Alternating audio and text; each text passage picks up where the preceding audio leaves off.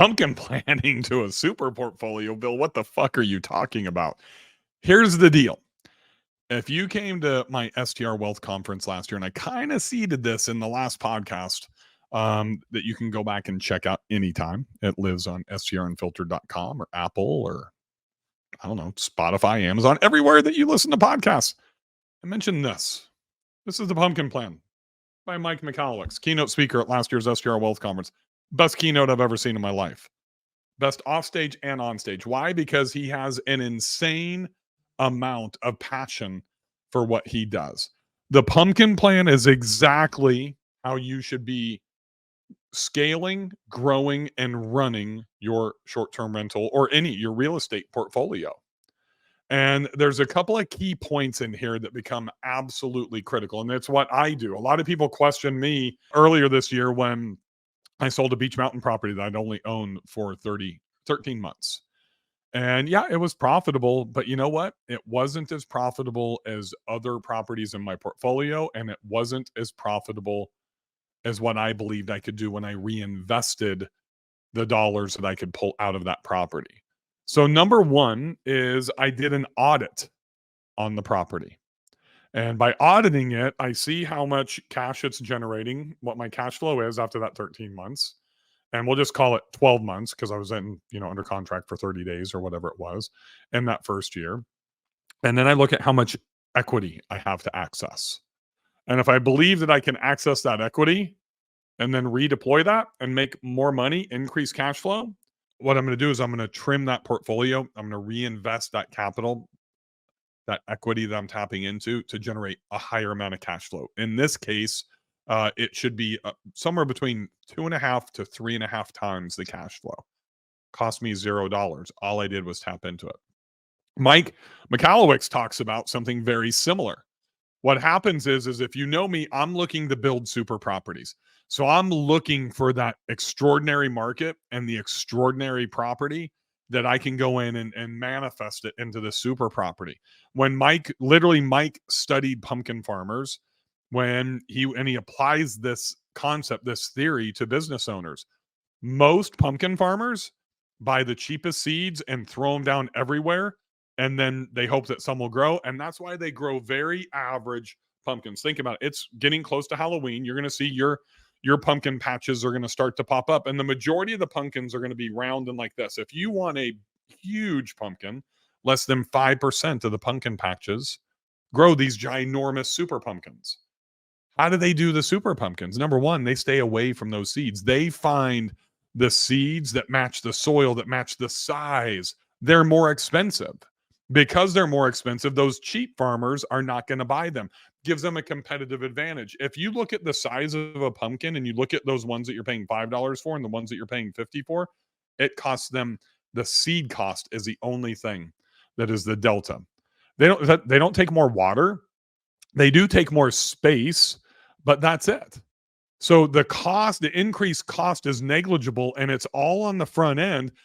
So if you're one of those people that's looking for the best deal, that will not buy a property unless it's discounted or you get some concessions after being under contract, you are a price sensitive buyer. You're that farmer that's buying massive amounts of pumpkin seeds and throwing them into the ground, and you're going to end up with a little pumpkin like this. I'm the one that pays more for the premium pumpkin seeds. I plant less of them, and I grow these massive 50 to 100-pound pumpkins. There's one other really, really important step here that I want you guys to understand, and that's the part that I was just discussing. My Beach Mountain property was one of those average pumpkins. It was okay. It was producing cash. It was pretty much on autopilot. But Bill Faith doesn't strive to be average. Bill Faith doesn't strive to be good. And I honestly don't think that you do either. I think you want to be great. I think you want to take one property and turn it into a super property. And then you want to take your super property and turn it into a super portfolio. And then you take your super portfolio and leverage that into building a super life. A super life is the outcome that you desire. You have the opportunity to architect that. But to do that, when you have a pumpkin that is trying to grow and turn into a super pumpkin, and it's surrounded by all those little average pumpkins with the normal seeds that every other pumpkin patch buys, you've got to trim them away. And when you trim them away, you create space for the super pumpkin to be able to flourish and to grow, to reach its full potential. Then, and only then, hopefully, you will invest into super pumpkin seeds, that you will invest your next property where passion meets demand, where there's room for you to grow that super pumpkin. It's much harder to grow super pumpkins in Gatlinburg and Broken Bow and Destin today than it was 5 years ago. That's why these tertiary markets, these secondary markets are thriving. They have space. And here's what I want you to understand in this metaphor. The analogy that I'm using is space is secondary market. Space is going where other people are not investing.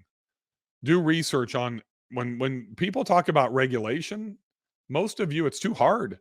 I don't want to go, I don't want to mess with that. It's that city's shut down. People want the easy road. That's what the average pumpkin farmer does. Do you want to be average? Or do you want to build that super life? Because look, the goal here should not be the number of doors. The goal here should be how many super pumpkins can we build? And how can we hit the amount of cash flow that we need with the least amount of super pumpkins? Because all a super pumpkin is a super property.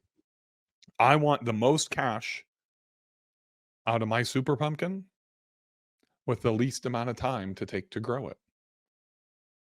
It's exactly how I run my short-term rental portfolio.